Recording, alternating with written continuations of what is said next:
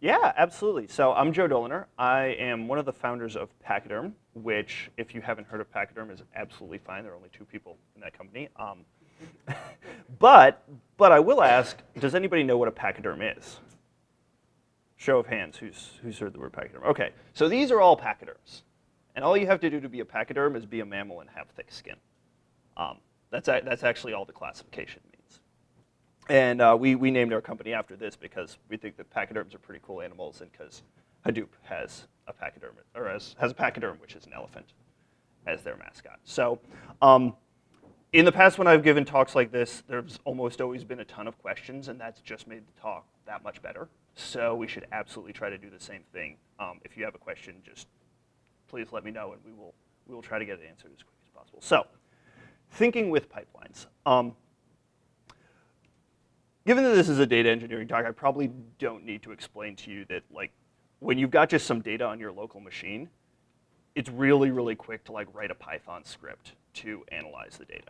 Right? This is super simple. This right here is a script that does some Bayesian learning on chess games, which is sort of one of the big demos we've done with Pachyderm the last few months. So scripts are super easy. And just to get everyone on the same page, let's talk about why they're so easy. They run locally, right? So you can just run them, and a few seconds later, you see if they worked. And if there's an error, you just get a traceback right there. So it's really, really easy to develop. And you know what data is going into them, because this is literally reading from standard in. And I know how to handle that. And if I want to change that data, I can just grep stuff out. These tools are very simple to understand. And lastly, I know the environment that they're running in, because it's my machine. Right? I can install whatever library I want. That's not a problem. However, there's a limit to how much you can do with a script, because there's a limit to how much data you can fit on a single machine. And if you get past that limit, then your only choice is to go to some sort of a cluster. Hadoop, there's lots of SQL databases that do this. There's lots of options. But and lastly, the thing about scripts is they're super easy to share, right? Because I can just pass this script around. And basically, I can give it to somebody as just a simple text file. But in a cluster, this gets really, really hard, right? Code dependency management becomes a really big issue, because I don't necessarily know what environment this is going to run in. And if I want to use something like a Bayesian machine learning library like I was using right there, I need to make sure that the right version of scikit is installed. I need to make sure it's the same on all of the different machines in the cluster, which is a nightmare.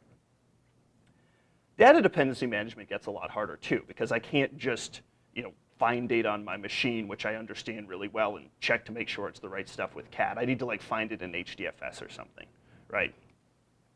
And lastly, it gets a lot harder to collaborate, because there's no simple way to represent this as a text file like I can with a script. I can't just email this whole pipeline to my friend. There's state spread across a job tracker, spread across a bunch of things. So in this talk, we're going to talk about a way to sort of simplify this process, and a way to think about this problem differently that can maybe fix it. And that way is pipelines. So show of hands, who uses pipelines in something that they would call a pipeline in their work?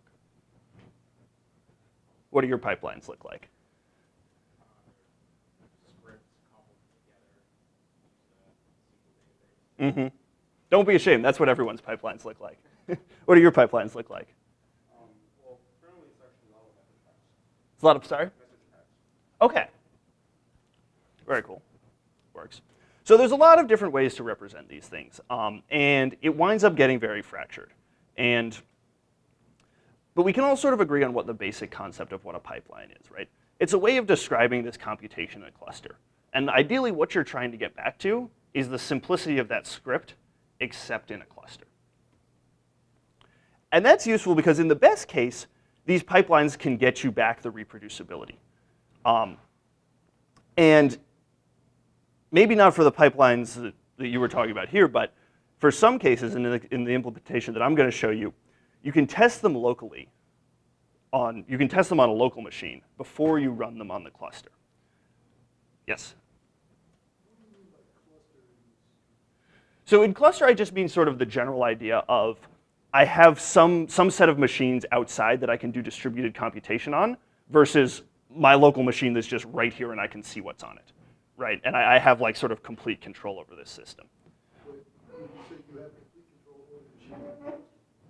No, so oftentimes a lot of the reason that this is hard is because like the person developing the pipeline is a data scientist, and then the person running the machines is sort of like an infrastructure person.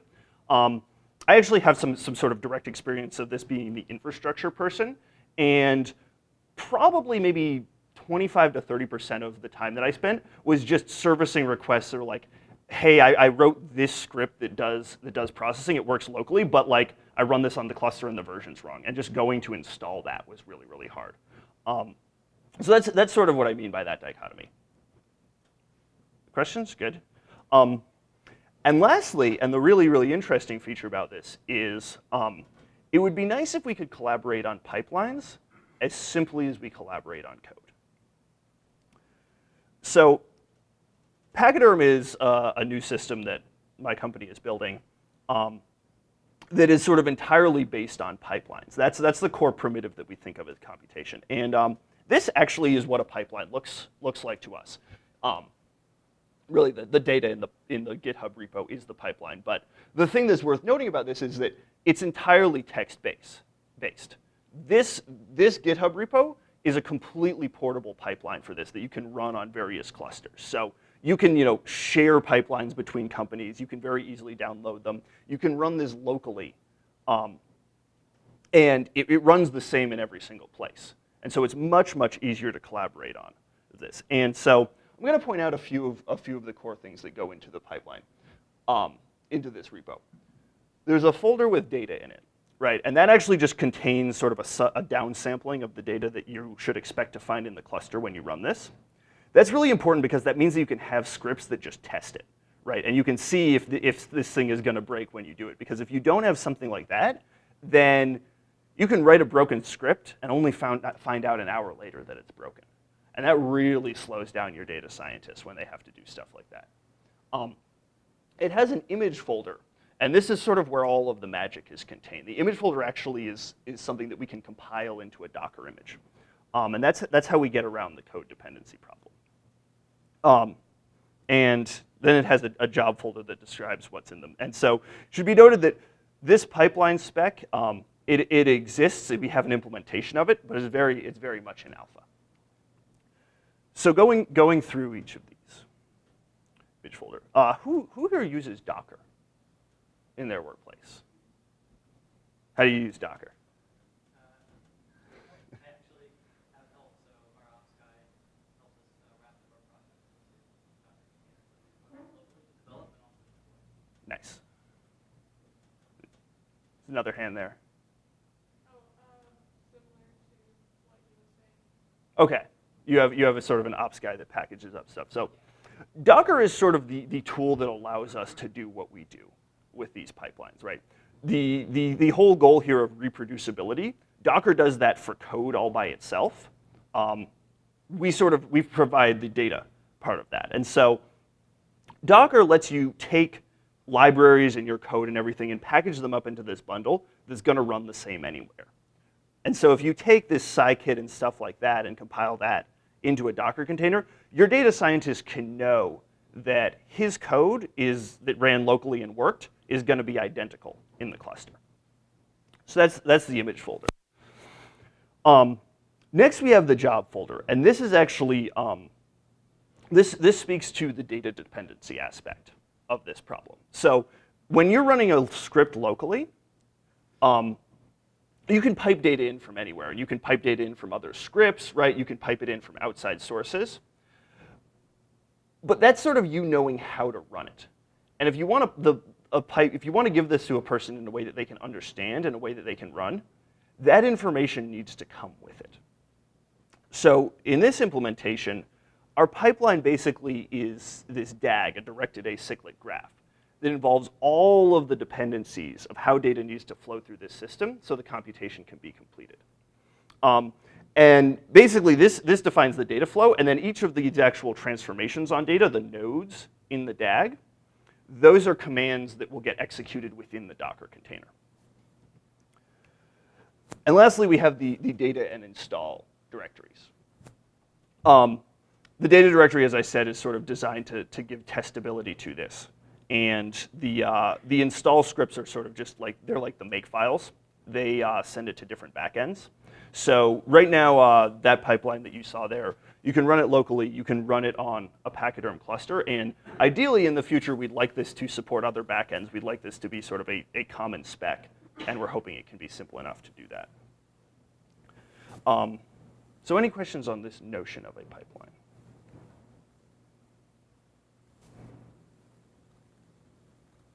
Yes? What's special about Docker is that you have a thing for Sorry. Absolutely. So the question is, what's special about Docker as a VM? So Docker definitely has a very clear advantage over like a standard VM, like VirtualBox or something. And that advantage really comes down to just speed, honestly. You can sort of kick off a Docker process and it takes like only a little bit longer than kicking off a process just on your machine locally, versus booting up a VM is, in my experience, like minimum of 15 seconds. So the other real advantage that it has actually is just sort of the momentum behind the project, right? Like a lot of people know it. You have a lot of stuff that you can do. You can just like pull in a Docker container for a lot of independent purposes, and it's just like there ready for you to use. And so that comes in really handy. Any other questions? Okay, so this is my definition of pipelines. Pipelines are great, and now I'm going to give you sort of one more example to show you how cool this really is. So a pipeline gives us a very, very rigorous way of defining how data flows through a system. In Pachyderm, we have a replacement for HDFS, which is called PFS, the Pachyderm file system. And the Pachyderm file system has this very nice feature, which is that it's entirely diff aware. Basically, and so if you're familiar with Git, right, at any time when you're using Git, you can see a diff of how all of your data has changed, right?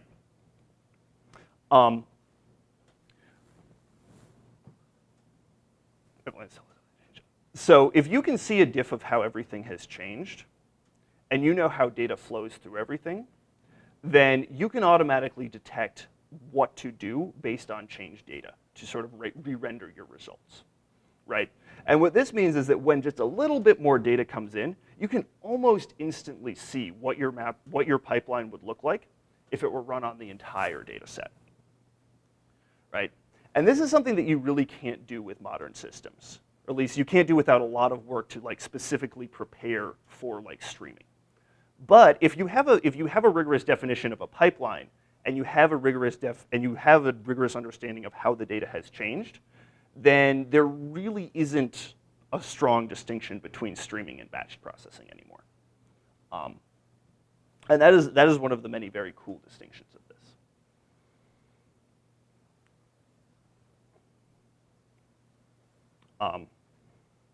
That's actually sort of the entirety of the content I have.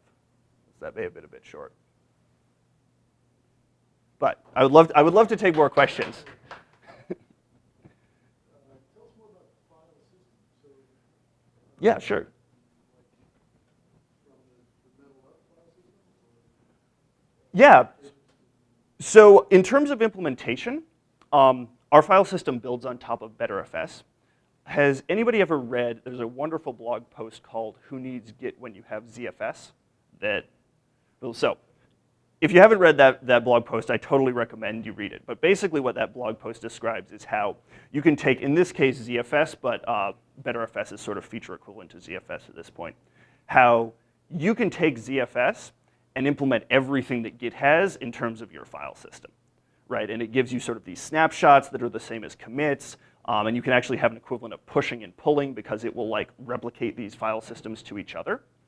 So our file system is actually just a distributed layer on top of BetterFS to let you get these Git-like semantics in a distributed setting.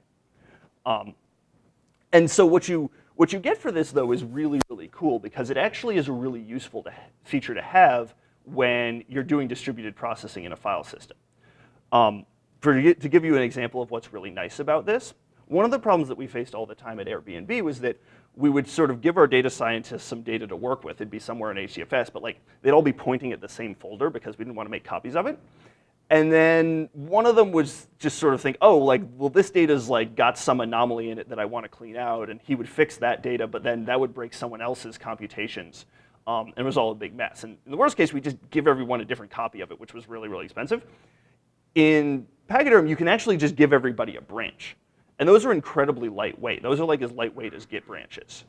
And so you can use those for just like throwaway, like you use those for every single experiment you do.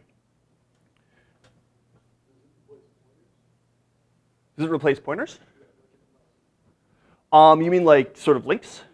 Yeah, absolutely. So it has a notion of links. So the tricky thing about links in a distributed file system setting is that if you want to be able to like access something by name, right? Like I want to be able to say like get the file foo. Then I need to have some notion of who to talk to file system. And so the way you would have to implement that is something in the name node. That's sort of a little bit tricky given our architecture because we actually don't have a name node. But what that can work really well for is you can use links to sort of remap things for when you do distributed processing on them. Because there, when it's an aggregation, you're already talking to every single node. So you don't actually care about that routing problem. You just sort of think of like, oh, this is a file that's in this folder here and this folder here. And so do that. Doing links in such a way that you could do random access is a little bit trickier.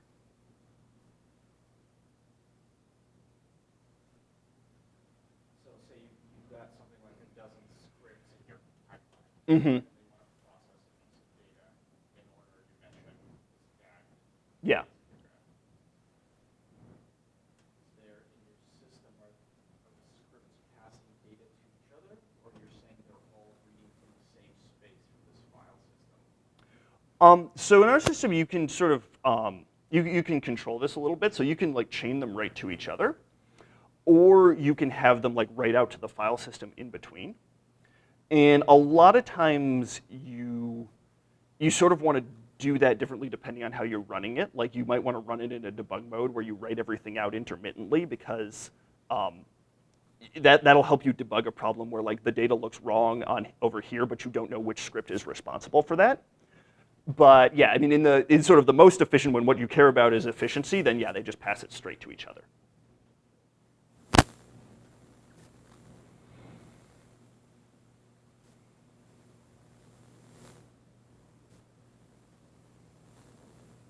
guys had more questions? Do you want to like dig more into each stuff individually?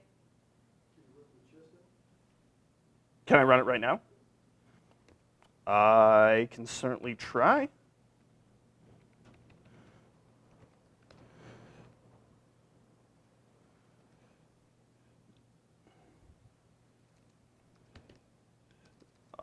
Let me see. Let me get my bearings for a second.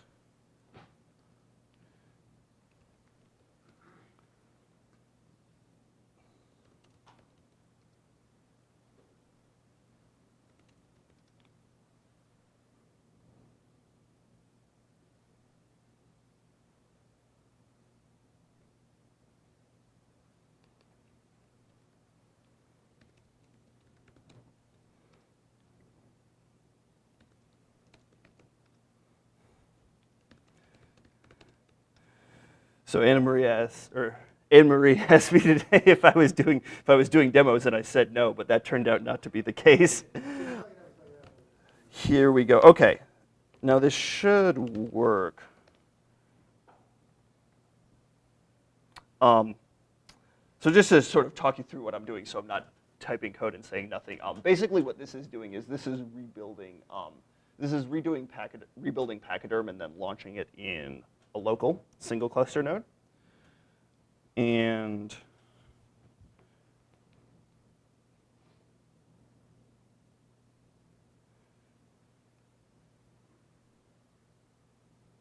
so now, according to Docker, I have Pachyderm up and running there. And now I'm switching over to the chess repo over here where I have a script that will run it locally.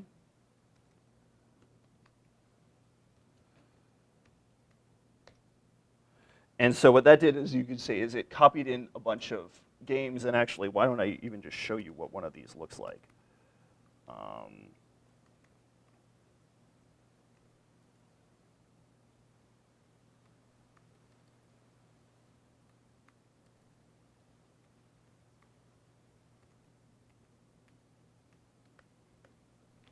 So this is, I don't know if we have any chess players in the crowd, but this is sort of the standard notation people use to describe games. This right here is like metadata. This game is a game from 1475 actually. So, and it's 17 moves long, and it looks like white wins this game. So there are a bunch of games like that in there, and right now, if I look,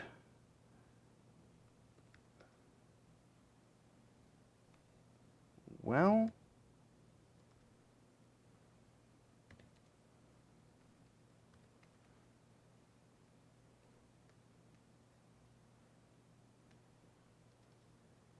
there should be processes of, when I look at top, there should be chess engines running, but they're not for some reason. And sorry, My devil's not working there. yeah, this is, I just ran that directly from sort of our next like bleeding edge branch that probably something I'm not thinking of that's broken right now. Well, so easier question, I think I misunderstood, but is each Docker container correspond, does each Docker container correspond to one node in the cluster? That's a physical machine? No. So just to sort of distinguish here, there's two types of Docker containers that are running. There's the PFS containers, like the one that I spun up that you see when I type Docker PS. That one is very long running. It isn't one per node. We actually schedule these using CoreOS, and that gives us this very, very nice abstraction layer where we can just say we want like 3 copies of every single shard, and it will figure out how to map those onto the physical machines that we have. And if a machine dies, it will actually take the things that were on that machine and put them onto other machines that are still alive that it can get in contact with. The other way we use Docker containers is for the actual pipeline nodes. And each pipeline right now defines a single Docker container, and we can actually sort of run multiple commands within the same one. There's a couple of different ways to run this, but the one that we're actually using here is creating a web server within the Docker container. And so basically what it's doing is it spins up a container and then it's posting in chess games. And our server takes those, fires off the analysis process, and then returns the results of that as in the body of the response. Let me ask it the nicest way possible.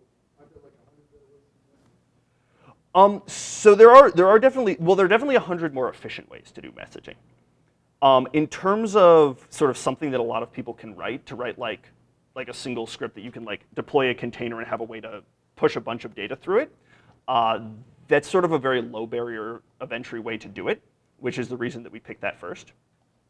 The actual sort of optimal efficiency way is that we stop even thinking in terms of a function that gets like each value out of the file system, and we actually just give you direct access to the underlying file system.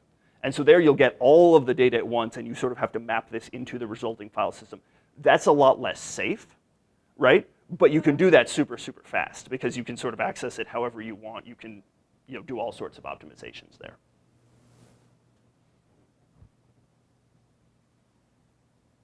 Yes? You said that you're talking about DFS, each shard replicated 3 times, and it goes down. Mm-hmm. You said it takes care of It being CoreOS and more specifically Fleet is sort of their scheduler. And so yeah, Fleet is the thing that lets us speak in the high level language of like we want like just this many copies of this scheduled somewhere in the cluster.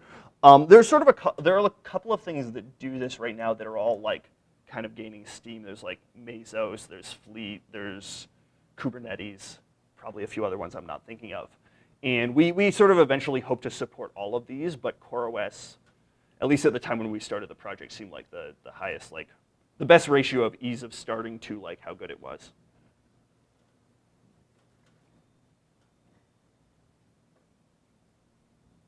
Anything else?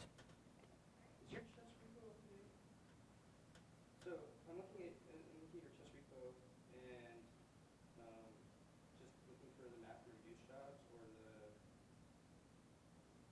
Mhm. chess map and chess reduce date. I'm just looking for what the jobs look like and stuff like that, and I'm not missing something. So in terms of what the actual like logic is, that's in the image, yeah. Okay, cool. Thank you. And yeah, it should be up to date and should run, Okay, yeah. yeah. But as we found out here, you know, it's possible that there's some bugs, and if so, please submit them or email them, and I'll try to make sure.